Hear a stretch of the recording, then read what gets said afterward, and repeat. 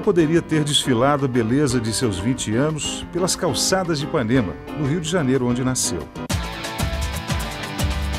Poderia ter sido uma garota que amava os Beatles e os Rolling Stones no embalo da liberação de costumes que varreu o mundo na década de 60.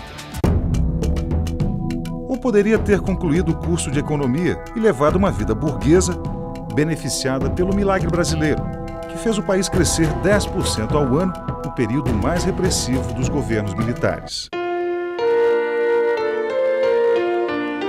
Mas Vera Silvia Magalhães amava a Revolução. E como tantos jovens de sua época, não admitia viver sob a ditadura implantada pelo golpe de 64. Nenhum deles, porém, foi tão longe. Ela pegou em armas, assaltou bancos, trocou tiros com forças de segurança e sequestrou o embaixador do país mais poderoso do mundo. Viu o companheiro tombar a seu lado quando tentavam escapar de um cerco policial. E a peruca que usava para se disfarçar nos assaltos a transformou em personagem de primeira página nos jornais populares. Era a Loura 90, que empunhava 2 revólveres calibre 45. Acabou baleada, presa, torturada e banida do país que queria libertar.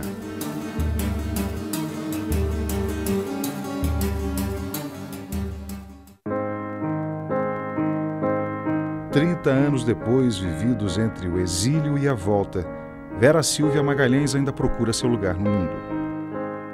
Carrega no corpo e na alma as marcas da violência. E se pergunta o que fazer agora, de tanta ousadia e tanta generosidade, de tanta coragem e tanta ternura. Eu já pertencia a uma família assim, de esquerda. Meu pai era mais pro comunista, né, no sentido tradicional do termo, PCB. Minha mãe não era exatamente, ela não tinha uma definição clara, mas ia bastante de acordo, né, com as ideias dele. E quando eu já comecei a viver na minha casa, era uma confusão de reunião, de sargento, de não sei o quê. Era realmente, eu nasci de uma forma que dificilmente eu não seria de esquerda. E eu, com 11 anos, meu tio Carlinhos, me deu de presente o Manifesto Comunista. Daí meu pai disse, ela não vai entender. E a minha irmã, 13, para as duas. Foi uma literatura, claro, difícil, mas eu me encantei, né? Proletários do mundo, univos, né? Eu me encantei, achei uma coisa bonita. Aí saí dando as minhas bicicletas. Eu entendi aquilo do tio Carlinhos, que eu tinha que ficar despossuída, né? Como eu era uma filha de classe média alta, né? Nós tínhamos uma vida bastante boa. Meu pai ganhava bem, né? Eu tinha um tio que era ministro, a gente tinha uma vida boa. E eu espiroquei, saí dando as minhas bonecas. Aí a minha mãe dizia, não é, minha filha, não é isso, não é o socialismo. Eu disse, é claro que é. Olha, foi uma loucura. A minha irmã, que era mais velha, mais ponderada, né, dizia, oh, Verinha, não é assim, Verinha, não é assim. Essa revolução que o Marx quer dizer, não é assim. São os proletários tentando me explicar. Mas não adianta, eu entendi o socialismo como dar tudo que é meu e até hoje eu sou assim.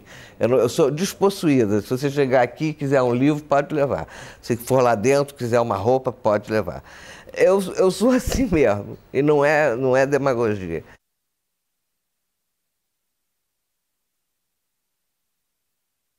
A gente fazia o que queria. Eu era do Grêmio, né? Eu era do setor cultural do Grêmio, a minha irmã do teatro. Meus amigos eram todos comunistas, né? A gente botava para quebrar.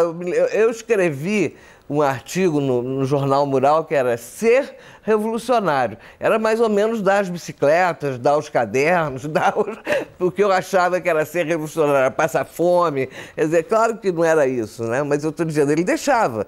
Tinha um outro amigo meu que como é a educação na União Soviética. Ele pesquisou, fez um artigo. Então, realmente, o ambiente do Andros propiciou uma decolagem mesmo para a esquerda, por incrível que pareça, porque era um colégio burguês com um preço muito alto, me lembro, mas eu não deixava de ler. era nota 10 do colégio, entendeu? No vestibular. A gente tinha uma visão de que para ser vanguarda, a gente tinha que ser perfeito, que também é uma megalomania, né?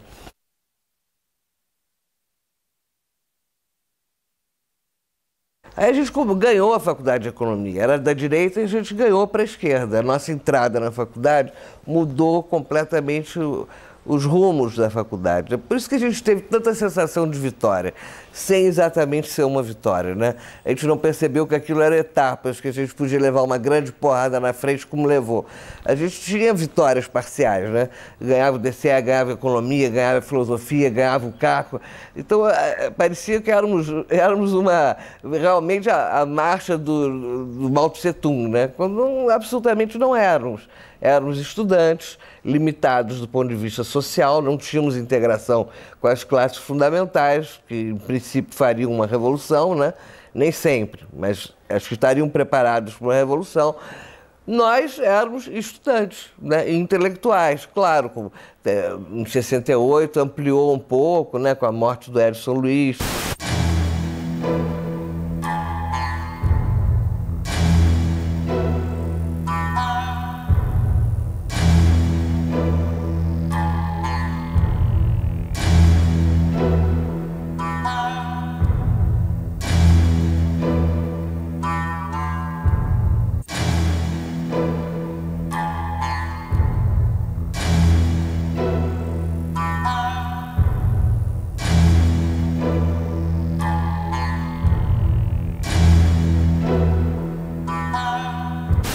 O assassinato do Edson Luiz deu uma ampliada para professores, para artista plástico, mas tudo na área intelectual e classe média.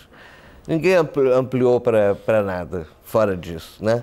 Em 68, quando cai Ibiúna e todos os líderes estudantis são presos, a nossa perspectiva fica completamente sem perspectiva.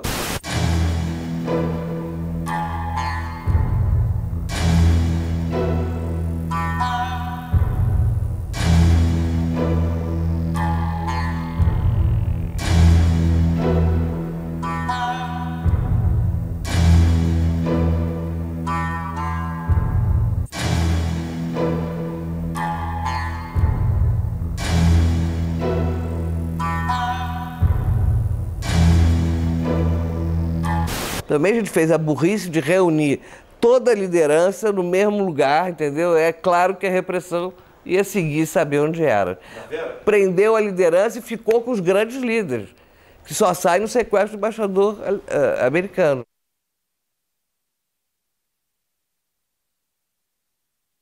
Eu, nessa época, eu era do Comitê Central, desculpa, mas... Ai, meu Deus, é ridículo, né? Tem coisas que são ridículas. Não, eu era secretária de massas do Comitê Central. Eu dava as ordens para o Vladimir. Vê se tem algum sentido. Eu tinha 19 anos, entendeu? O Vladimir olhava para mim, tá bom, velho, tá bom. E ele fazia o que ele queria. Ele que estava em contato com a massa.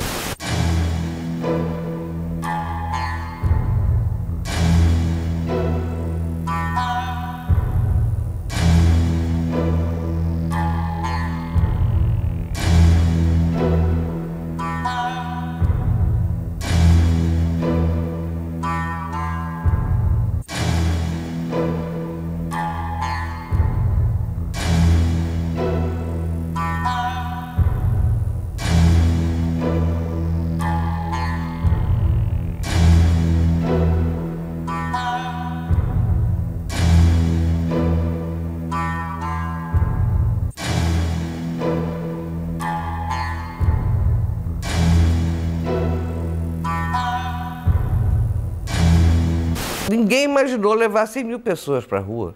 Ninguém.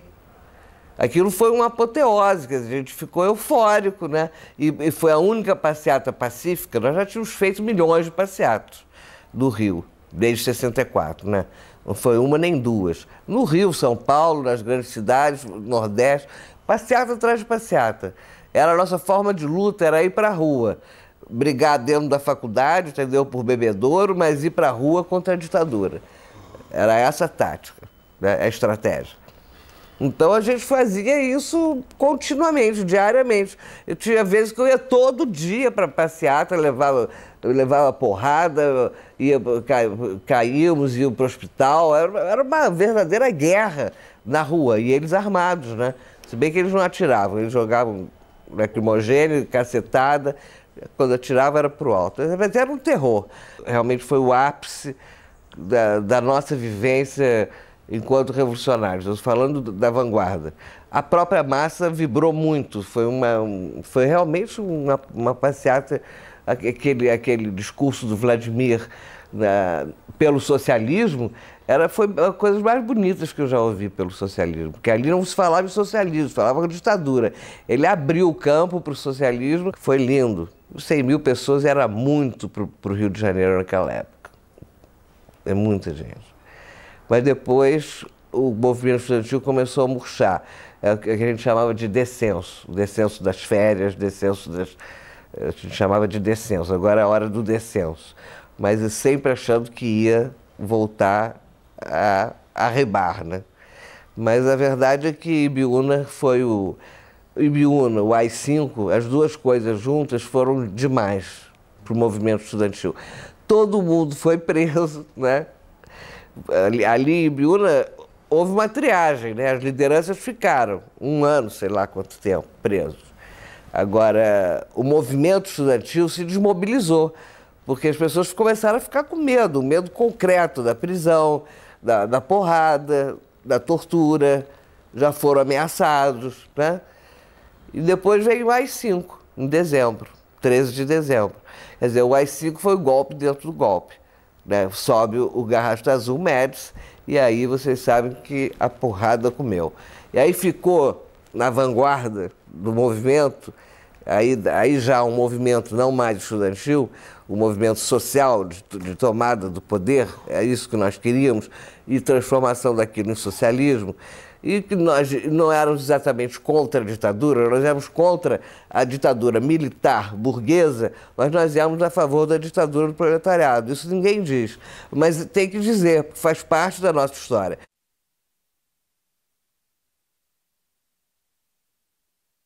Eu só tive uma organização na vida, Dissidência Comunista da Guanabara.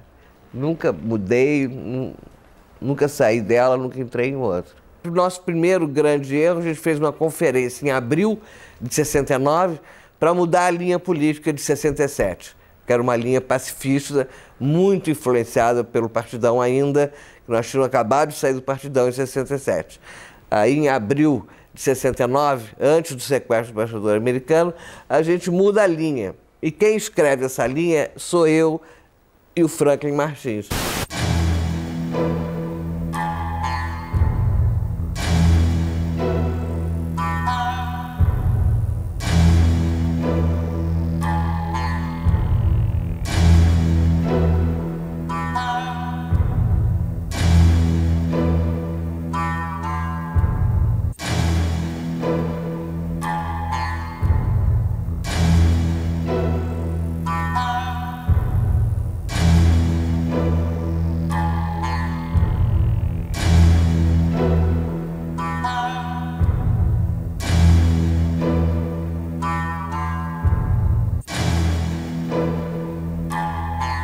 Nós éramos bem esquerdistas dentro da organização, nós éramos bem esquerdistas, bem militaristas.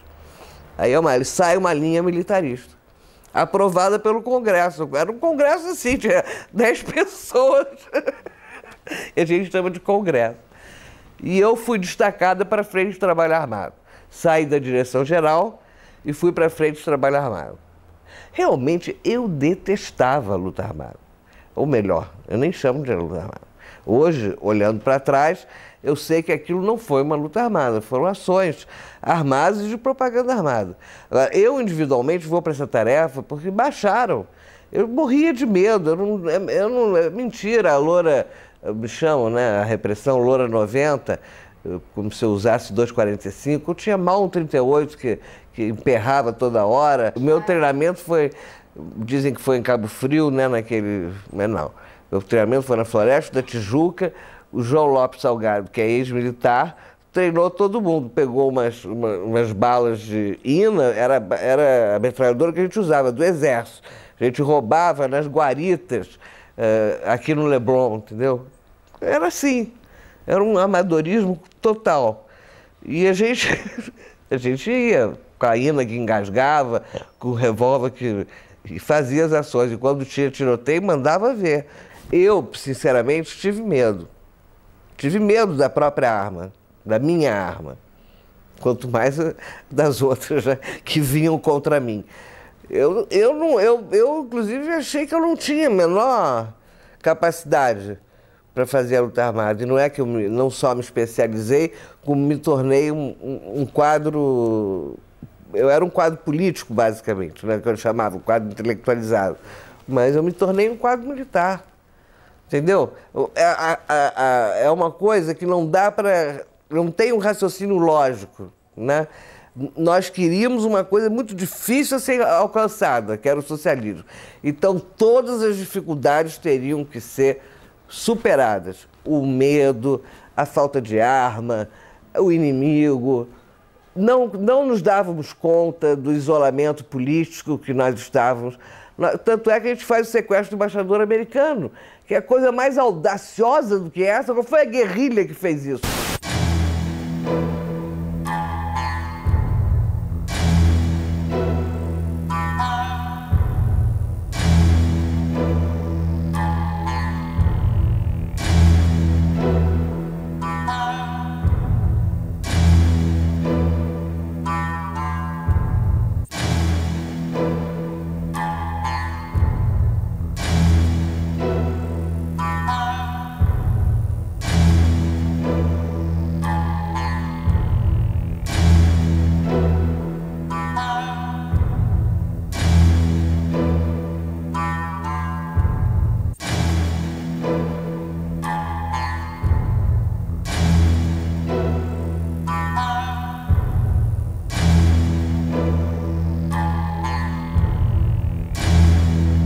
A gente já tinha fez um cofre de um deputado do MDB, podia ter pego um da Arena, né? Mas pegou um do MDB e pegou o dinheiro todo. O cara morava na Nossa Senhora Copacabana, a gente pegou dólar, ele tinha dólar que não era normal, escondido, joias e quadros, peças de arte, quadros de arte, a gente levou tudo. Então, com isso, a gente ficou com uma infraestrutura que a gente chamava de infraestrutura para uma grande ação. Aí ficamos refletindo qual seria a grande ação para tirar o Vladimir. A primeira, a gente pensou em fazer o resgate dele em São Paulo, quando ele fosse fazer o depoimento. Ele foi contra. O Vladimir era muito ponderado. Ele preferia a cadeia do que a nossa maluquice. Ele era muito ponderado, depois que ele ficou mais assim, esquerdista, mas ele era muito ponderado. Aí, quando a gente disse para ele, bom, o Franklin deu a ideia de fazer um sequestro de um embaixador americano, não é de qualquer um, para tirar o Vladimir. O resto a gente botou na lista com critérios políticos, como disse o Franklin, né? Eu dizia, não, temos que botar os quadros militares que estão sendo torturados. E o Franklin dizia, não, nós temos que botar os quadros políticos, que são os estudantes, que não estão sendo torturados, e aquele do Nordeste também entrou, o Gregório Bezerra, por critério político, era um cara representativo. O Vladimir foi ficou isso. Sabendo disso? Ficou e foi contra. O que nos ocorreu era o seguinte, nós temos que fazer uma ação que rompa a censura da imprensa. Uma ação de propaganda armada que mobilize o povo, mostrar que é viável tomar em armas, desmoralizar um governo. Era o triunvirato, era 7 de setembro, que a gente escolheu a data propositalmente. Foi muito bem pensado. E disse, bom, vamos pedir reforço para a LN. Mas foi uma bobagem, a LN também não tinha arma, não tinha dinheiro. Vai lá um quadro nosso para São Paulo fazer um contato com Marighella.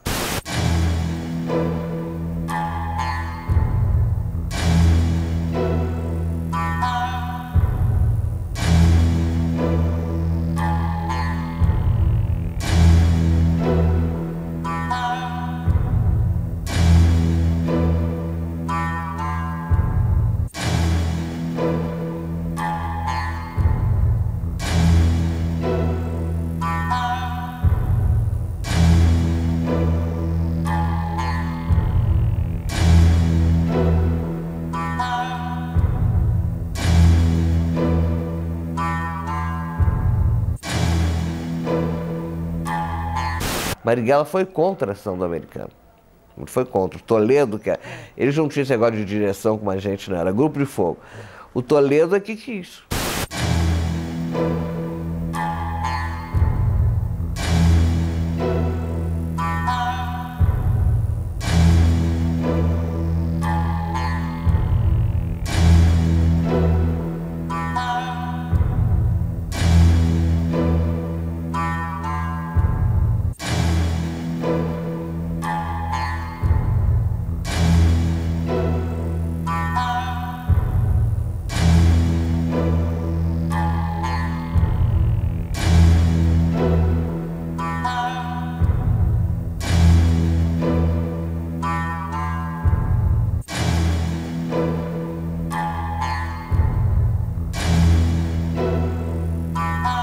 Ele é que quis a ação do americano. Porque para o Marighella, ele ia lançar a guerrilha rural nos próximos meses. E com o Jonas.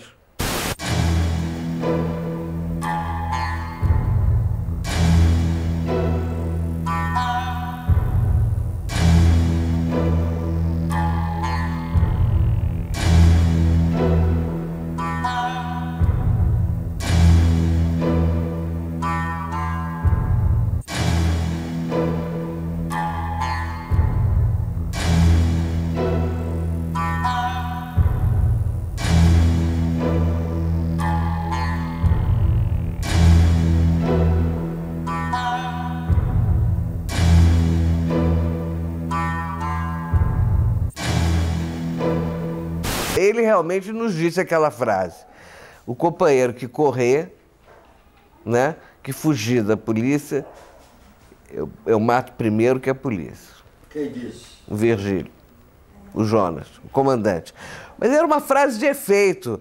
Ele achava que nós éramos muito jovens, muito intelectuais, todo mundo falava inglês com o embaixador. Então, ele achava que nós não devíamos ser parceiros da ALN, que para ele era uma organização, o Marighella, Toledo, gente importantíssima, né? Nós éramos ilustres desconhecidos. Ele queria mesmo era lançar a guerrilha rural, antes de fazê-la, né? E ele era um cara que no convívio, no cotidiano, se mostrou altamente afável, entendeu? Ele tinha medo, ele dizia, olha, na hora, aquela história do filme é errada. Se alguém fosse matar o embaixador, seria o Jonas, porque nenhum de nós queria, entendeu? Nem o Toledo. Essa coisa é muito difícil, você matar alguém. Entendeu? Nem em guerra, nem em movimento, imagine parado dentro de uma casa. É difícil. O Jonas tinha mais coragem, né? Parecia, não sei se na hora ele vacilaria. Mas a possibilidade de matar o embaixador era quase nenhuma. A gente tinha certeza que o governo ia ceder. Aqueles vacilos que conta no filme, medo, não sabe, não houve entre nós. A dissidência escolheu a ação porque sabia que ela era certa e segura. A gente só fazia ações com alguma inteligência, algum raciocínio. Negócio de assaltar banco e tal, a gente só fez no início, uma ou duas. Brutalidade nenhuma. A gente não pegava a população civil nunca. Sempre em horas que não tinha população civil. A dissidência era particular. A nossa ideia não era mostrar a força do militarismo, era mostrar a força das ideias. Então a gente divulgava, a gente fazia panfletagem, a gente divulgava as nossas ideias. E as armas para nos proteger. Agora, de ataque, claro que é uma ação ofensiva do americano. Só que eu fiz o levantamento, foi essa a minha grande função. Eu namorei o chefe de segurança da embaixada, mas não dei, isso é mentira do filme. Eu consegui que ele me dissesse, claro, a vida dele era o embaixador. Então, em poucas perguntas, eu consegui saber hora, roteiro, placa, entrei na garagem com ele queria me namorar, evidente, uma bela moça, só que não foi possível. No dia que ele marcou o encontro, a gente fez a ação. Era importante colocar a ALN por outro lado, porque o Marighella era bem conhecido, né, da repressão, não estou dizendo da população. Metemos o Marighella, né, claro, inclusive o Franklin fala que vai lançar a guerrilha rural no manifesto. O manifesto também é do Franklin. O Franklin tinha ideias geniais, mas era completamente maluco. Aí fizemos a ação. Não é, ele não tinha ideia, não parava de ter ideia. A ditadura tem 48 horas para responder de público se aceita ou não a proposta. Este prazo não será prorrogado e não hesitaremos em cumprir nossas promessas. Quem quer que permaneça torturando e matando nossos companheiros, é melhor que se prepare. Agora é olho por olho, dente por dente. A gente achava que ia realmente repercutir, né, na sociedade de tal forma que as adesões viriam à Revolução. Era um ato revolucionário, né? O manifesto era um manifesto altamente esquerdista. Quem topasse, mas ninguém topou, né? Aí nós parecíamos mesmo os astronautas. Nós não conseguimos alugar uma casa, aquela casa era do Offset. O Gabeira tinha entrado na organização há pouco tempo, há uns 6 ou 7 meses. Ele era responsável pelo jornal Resistência, que era um jornal que nós tínhamos que era muito bonzinho. Pelo menos a gente queria fazer jornal, entendeu? Não era só luta armada. E ali tinha Offset. E também tinha a Kombi verde, que nós usamos no sequestro, que foi a maior bandeira para o vizinho reconhecer a casa, né? Foi a Kombi verde de um outro jornalista, que já morreu, coitado.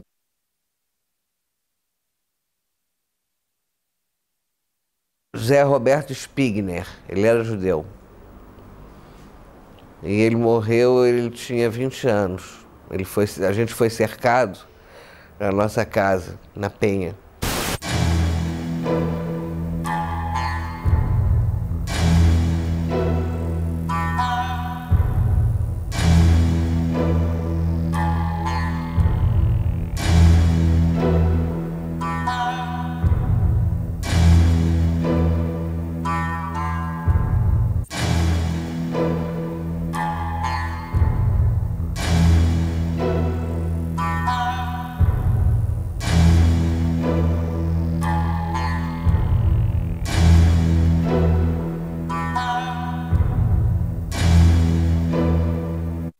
Eu já estava na geladeira, por causa do sequestro do embaixador americano. Eu só saía para fazer ação. Eu fiz a ação do Félix Pacheco, quer dizer, roubei os espelhos, né? Para a gente fazer a identidade falsa. Mas eu fiz pouca coisa. E eu tomava conta dos filhos da minha vizinha. E a minha vizinha andava com policial. Mas eu fui muito ingênua. Eu gostava de criança, eu não tinha nada para fazer, estava na geladeira. Até livro não tinha na casa, não tinha nada. Nossa casa era um horror, não tinha nem onde dormir, era aparelho mesmo. Aí eu acho que tinha uma cama para mim, para o Zé Roberto, uma cama de solteiro, e outra para o Zílio, eu acho, sei lá. Era muito... Não era casa aquilo, né? E ela deve ter percebido, bom, mas eu não percebi, fiquei tomando conta do bebê, da criança pequena, e teve um dia que eu passo na casa dela e eu vejo um cara, eu vejo a arma de um cara. Aí eu digo, pô, esse cara é policial, mas eu vou fazer o levantamento e volto. Eu tudo maluco, né?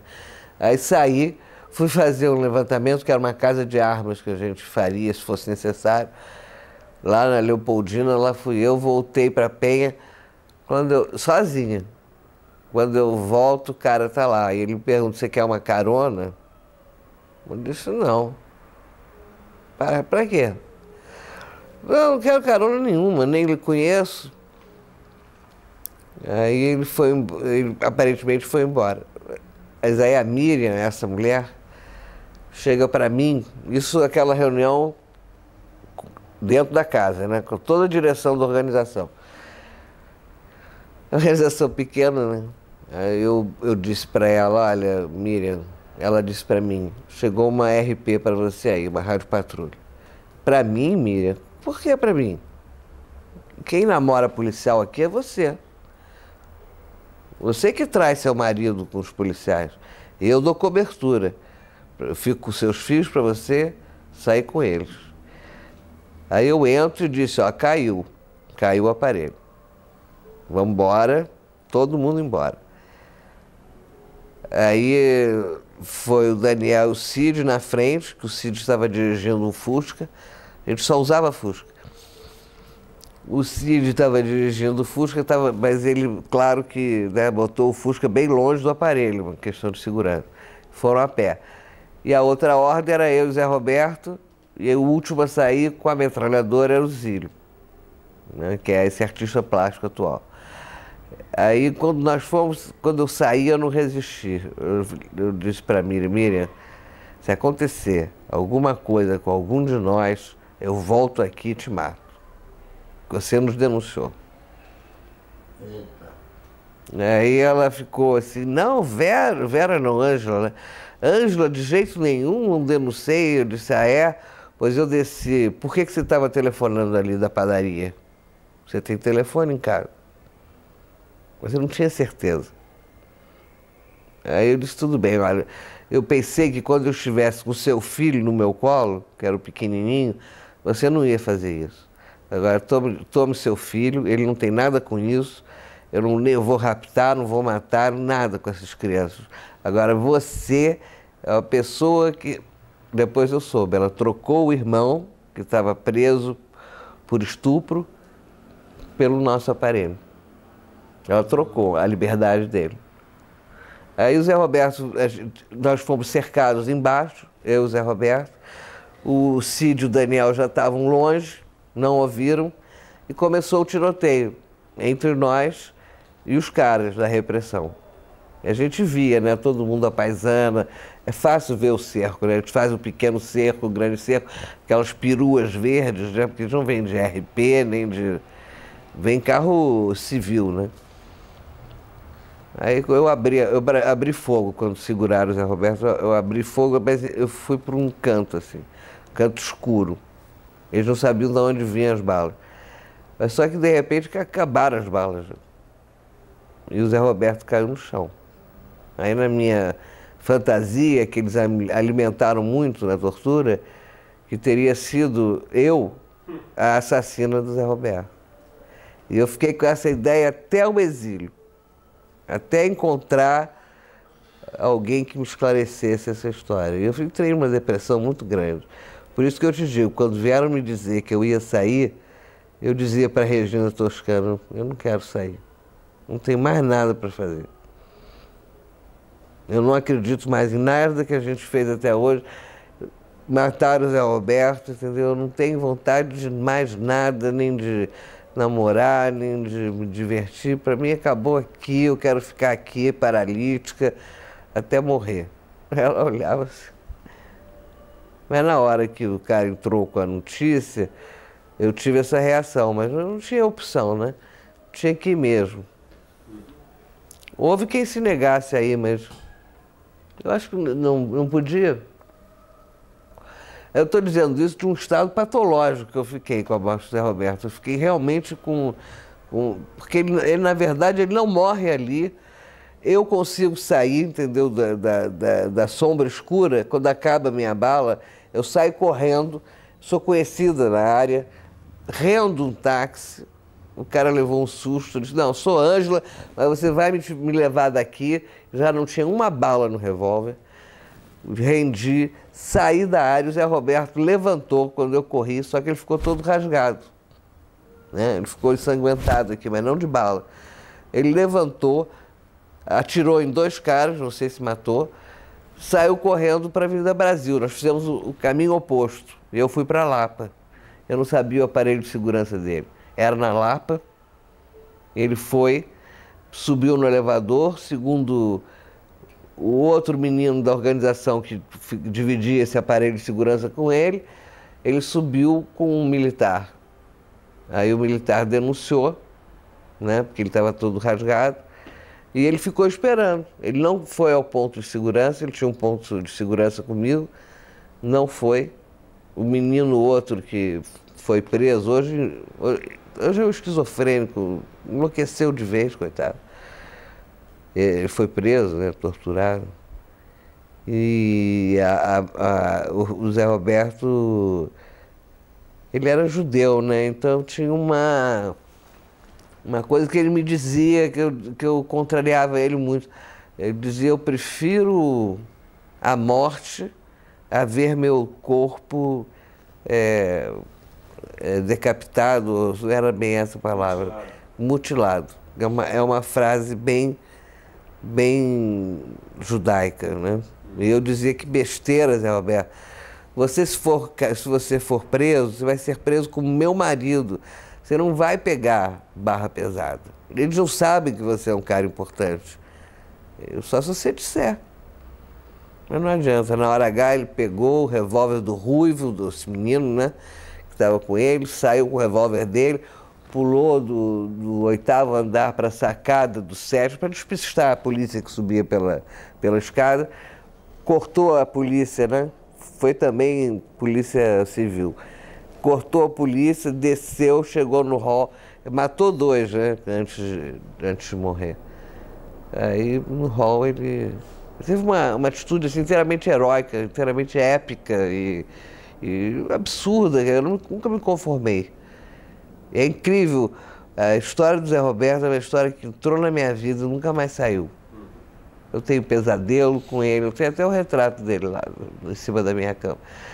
Parece que ele vai baixar e dormir comigo. Por ter sido uma relação interrompida num projeto que nós negamos posteriormente, né? E era um menino muito inteligente, escrevia... Até isso eles tomaram de mim, que ele escrevia muito bem. Escrevia prosa, verso. Eles tomaram de mim de maldade, né? Não deixaram eu ficar com nada do Zé Roberto. Nada. Eu só tenho esse retrato da carteira de identidade dele. Aí eu acho que essa foi a experiência mais trágica da minha vida.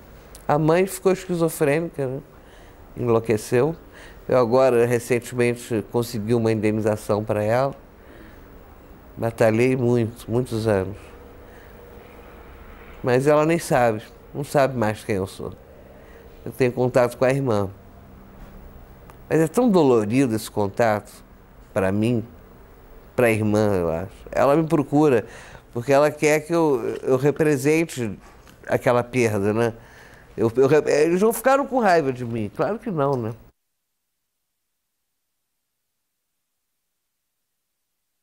Nós fomos cercados por causa da panfletagem. Eles achavam que a gente ia fazer uma ação de banco. A gente já estava no chamado recuo da luta armada. Era uma loucura. Recuo e todos armados, entendeu? No meio da rua. Não, é muito engraçado. Realmente tem que ter humor. Agora, a gente foi cercado pela RP lá do Jacarezinho e eles se comunicando por rádio. Pum, pum, pum. A gente vendo e deixando o cerco se fazer. Ele se cercou, bom, aí começou. Eu dei o primeiro tiro. Realmente eu não gostava dessa coisa, mas eu tinha muita iniciativa na hora H. Eu dei o primeiro tiro era a Polícia Civil ainda, depois que chegou a Polícia do Exército. Aí eles ficam inteiramente enlouquecidos, acham que você está com milhões de armas e saíram de perto. Aí nós corremos. Eu e o Zílio entramos na favela. O Zílio levou 3 tiros, que hoje é um artista plástico bastante conhecido, e eu levei um tiro na cabeça. Na cabeça? Na cabeça. Eu tive tem aqui o tiro. Mas ele não entrou na caixa craniana, ele saiu. Quando eu fui pro Hospital Souza Aguiar, quem me recebeu foi um companheiro. Foi a maior coincidência, médico, lá da Praia Vermelha. E ele viu que era eu, o Zé Roberto, esse meu primeiro marido, tinha acabado de ser assassinado. Então ele estava extremamente mobilizado, né? Ele era estagiário, ele me viu, me puxou de lado e disse: isso é pouca coisa, mas para você não ser torturada hoje. Aí eu tive uma concussão cerebral, pelo impacto da bala. Aí fiquei no Souza Aguiar.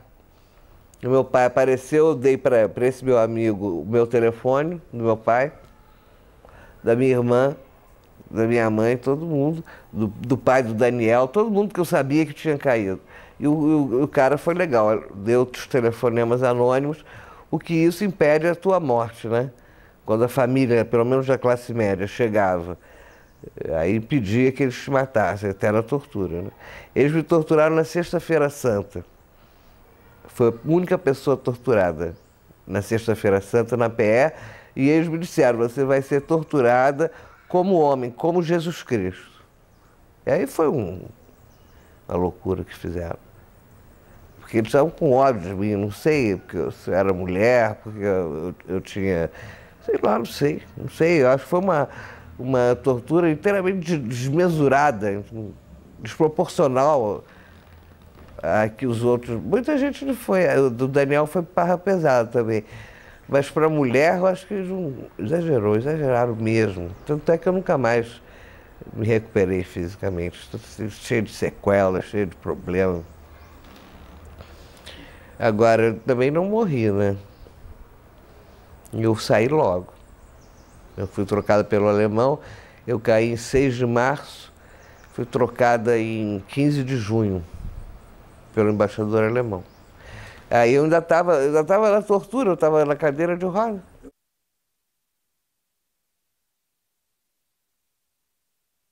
Acho que a tortura pior foi a psicológica. Não é a psicológica que não toca em você, não é isso. Mas o Amilcar Lobo foi o chefe da minha tortura.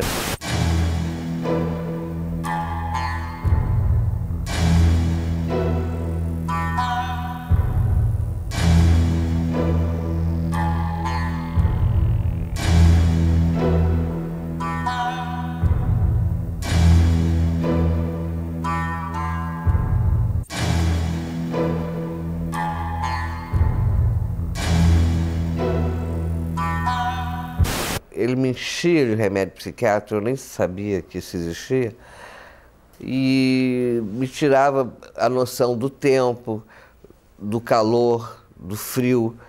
Eu ficava numa sala escura, quando eu tocava num troço, levava um choque elétrico, assim, batia com a cabeça na parede. Quer dizer, e eles não se apresentavam, de repente eles entravam em cena. É uma mise-en-scène incrível. É uma mise-en-scène incrível, para você derrubar aquela mise-en-scène só fazendo outra. E foi o que eu fiz. Entendeu? Eu não derrubei. Eu não disse o que eles queriam ouvir. Mas eu contei uma história inteiramente verossímil que eles acharam por bem acreditar até um determinado momento. E tem aquelas coisas, é muito choque elétrico, pau de arara é uma coisa muito ruim. Eu fiquei paralisada por isso. Porque a eletricidade, né, contrai a musculação toda, você fica sem andar mesmo, né? Mulher, sobretudo mulher. Tem espancamento, né? Fica sem feição, eu nem me reconheci no espelho depois, né? Não tem fim, é uma história sem fim, você vai, afoga aqui, choque elétrico ali, simulação de execução. Eles não param, é uma coisa assim muito bem articulada para te enlouquecer. Põe na geladeira e é um frio danado, não dão comida, tiram da cela, põe na cela, põe na coletiva, fica ouvindo o que você fala, traz para a tortura, aí você vê que eles ouviram. Olha, é uma coisa assim enlouquecedora. Enlouquecedora. Eu acho que eu, inclusive, fiquei com problemas psiquiátricos graves. Fiquei. Agora não, porque agora eu estou mais centrada, mas imediatamente na tortura fiquei. Fiquei muito desarticulada. Não é a informação sozinha que eles querem, né? Eles querem te destruir como indivíduo. Então é uma coisa que vai na tua autoestima, no teu orgulho, na tua dignidade. Eu fui completamente suicida. Eu os agredi como eles me agrediram. Eu achava que era a forma de eu manter a minha responsabilidade de militante. E claro que isso é suicídio, porque a porrada é muito maior, né? E esse troço de espancamento é uma coisa dilaceradora. Você pensa que é fácil? 8 homens te dando porrada. Em tudo que é canto, eu fiquei roxa. Era um hematoma. Agora tem outras coisas que me queimaram também. Tem coisas que são cruéis mesmo. Arranca a unha, queima a perna.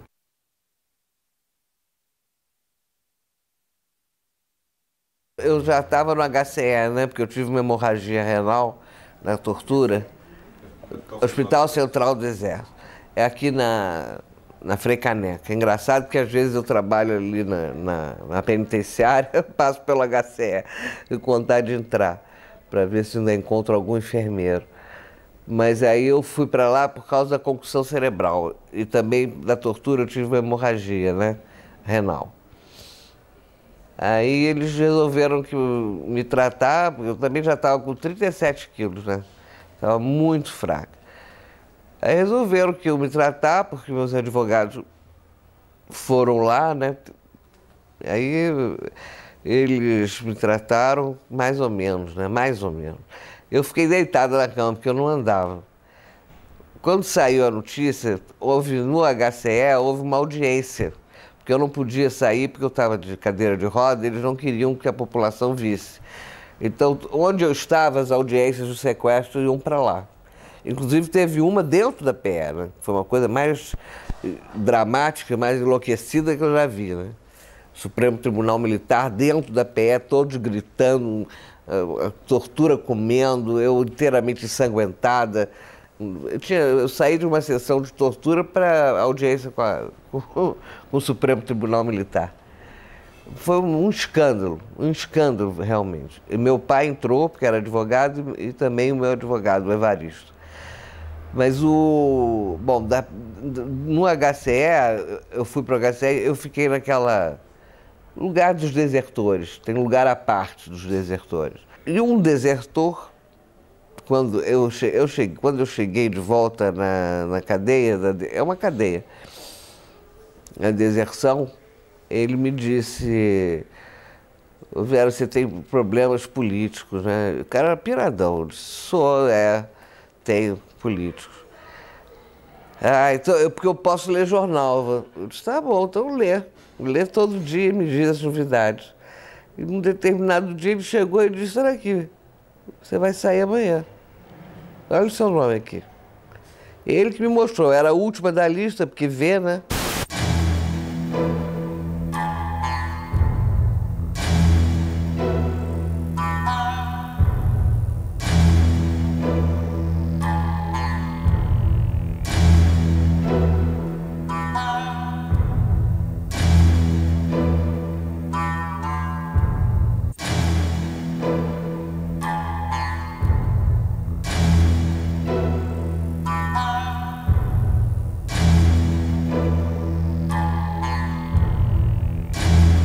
Eu estava sem andar.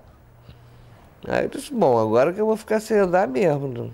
Vai ser um escândalo internacional, como foi realmente. Uma menina, eu já era menina, 21 anos, né? Muito jovem, pesando 37 quilos, numa cadeira de roda. Tinham todos os jornalistas do mundo me esperando em Argel. Uma loucura. Eu fui o caso internacional de tortura da Amnistia Mundial, em 70.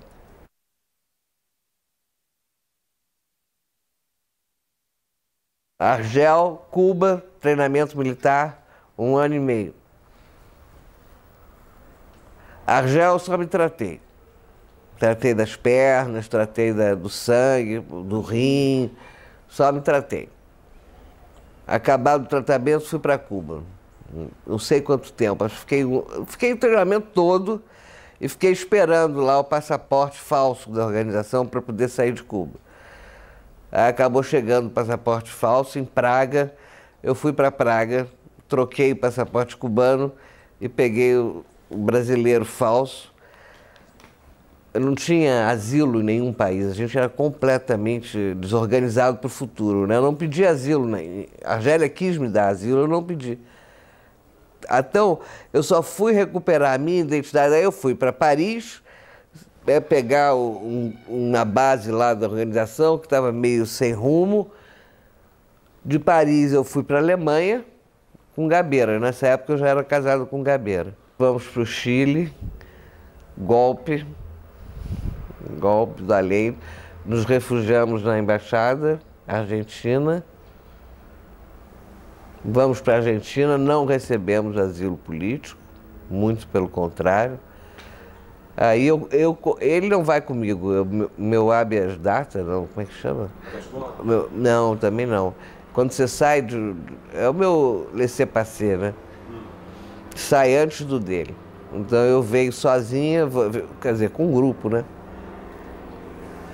E vou para a Argentina, e lá na Argentina também é a maior confusão, porque meu pai vai até.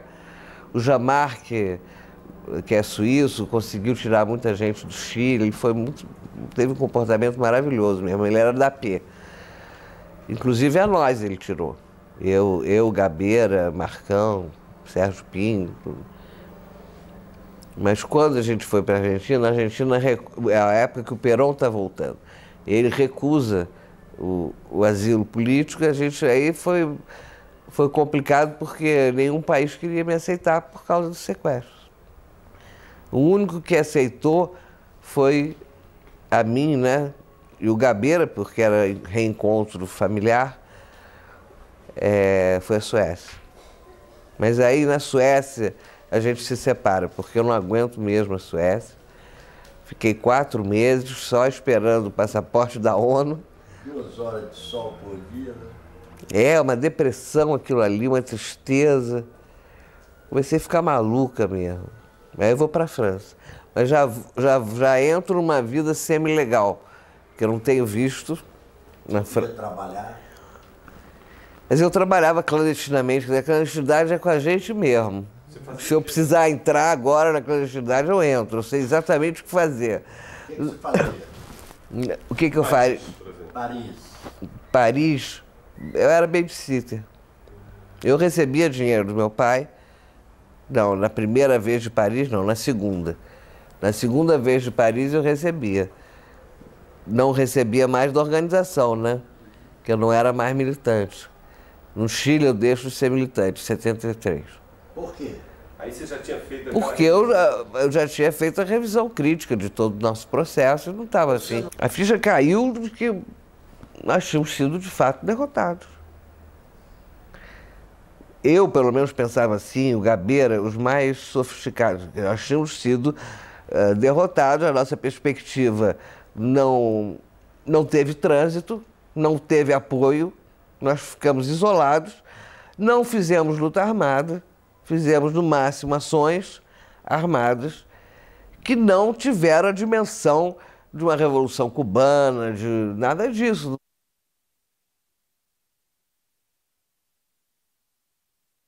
O meu retorno foi a anistia. 79. 79, final de 79. Eu já tinha tido meu filho, né, em 78, com o Carlos Henrique Maranhão. Eu era exilado. Ele era exilado, ele era presidente do diretório de Recife, ele é pernambucano. Aí fui para Recife. Fui para um outro exílio. Custei muito a vir para o Rio. Não, eu vim ver aqui o pessoal, né? Os amigos, a família. Mas eu vim, fiquei 1 mês, fui para lá.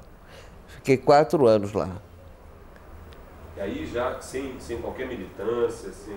Não, eu sempre trabalhei pelos excluídos. Eu fiz um trabalho no sertão, pelo Joaquim Nabuco. Eu sempre trabalho onde o pessoal está ferrado. O meu critério é esse, exercer o que eu penso, quer dizer, teoricamente, o que eu pensei, o que eu tentei na atualidade, é me inserir onde estão os excluídos. Eu vou da penitenciária, que é uma coisa bastante perigosa, mas eu não sinto medo de nada disso. Claro que eu sinto medo, meus medos são interiores. Esses são os piores medos. Agora, assim, de ir numa penitenciária, dar uma aula, entendeu? Enfrentar um mutim, não tem problema. Enfrentar não, porque hoje eu sou desarmado, eu digo viver, né? Não tem problema não. Eu subo favela com toda essa situação que está, eu vou no Complexo do Alemão, eu vou lá em Santa Teresa, todas as favelas, todo mundo me conhece. Eu dou aula o que for necessário, eu dou aula de pensamento.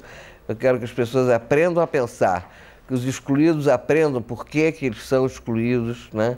Então, minhas aulas vão da cidadania à história. Eu dou essa aula sobre a minha pessoa, eu dou em todos os lugares que eu vou, não é sobre a minha pessoa, a minha geração, o que a gente queria, o que a gente não conseguiu.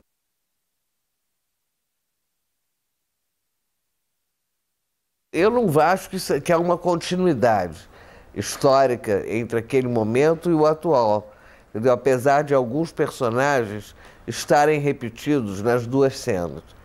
Hoje eu acho que é isso, temos possibilidade de uma democracia, do socialismo jamais. Eu acho que nós temos condições de fazer reformas num país que precisa fazer reformas. Eu não sou reformista, eu sou revolucionária, mas eu considero que, não tendo revolução para fazer, a gente faz reforma, né? Eu acho que isso o Lula tem força política para fazer e deve explorar isso, porque tem muita coisa para fazer. Foi um país que ficou 8 anos na mão do FHC e não é fácil, entendeu? O PSDB ele tinha uma estratégia bastante antinacional, bastante empobrecedora do país, uma pauperização crescente. Quer dizer, hoje você tem um governo que tem como programa eliminar a fome, não é eliminar não, né? Combater, né? Combater a fome, eu já acho no Brasil um grande avanço.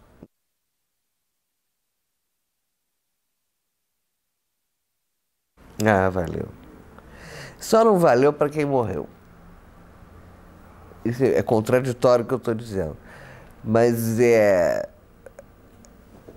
como eu te digo, eu adquiri, não tinha nada melhor a ser feito na minha geração. Eu acho que o que havia de melhor na minha geração fez o que eu fiz. Essa era a nata da geração. Fez errado, não importa. As intenções e a experiência que acumulou estava nesse núcleo que resistiu à ditadura. Eu não considero vitoriosos nem vencidos, não. Eu acho apenas um projeto foi questionado. Nós ganhamos muitas coisas. Nós ganhamos valores, que eu te digo. Nós ganhamos amizade. É um grupo fechado, entendeu? Nós somos um grupo, a geração 68 formou um ethos realmente exemplar. O meu filho tem orgulho de ser meu filho. Não é porque eu fiz essas coisas, é porque eu atuo no meu cotidiano de acordo com essas coisas que eu fiz. Não estou dizendo que são todos assim, o ethos nunca é coletivo, mas é de uma grande parte. Eu acho que a ética que nós adquirimos, a questão da amizade que nós formamos, os valores adquiridos. E o questionamento, a gente não é conservador, não adianta. Não é no amor, não é com o homem, não é no trabalho, entendeu? Eu sou sempre uma pessoa revolucionária. Sou contra a ditadura do proletariado, sou contra qualquer ditadura. Não sei nem se existe proletariado. Não sei se existe na concepção marxista. Não, não tem nada daquilo, acabou. O que não quer dizer que eu não deixo, nas minhas aulas, na minha micropolítica, transmitir uma ideia socialista, entendeu? Eu sou uma socialista, a minha casa é de todo mundo, o que eu tiver, o meu carro é de quem precisar. Eu sou uma pessoa que sei dividir. Meus amigos até hoje, inclusive, apesar do Franklin hoje pensar muito diferente de mim, eu gosto dele, tem um afeto aí que transita. E é uma coisa que ninguém acredita, mas o que a gente fez de melhor, eu acho, né, foi isso, foi construir afetos, amizade, solidariedade e valores, né, uma ética de comportamento. Eu acho que isso foi o melhor que a geração 68 fez. Foi muito mais eficaz nisso do que na luta contra a ditadura.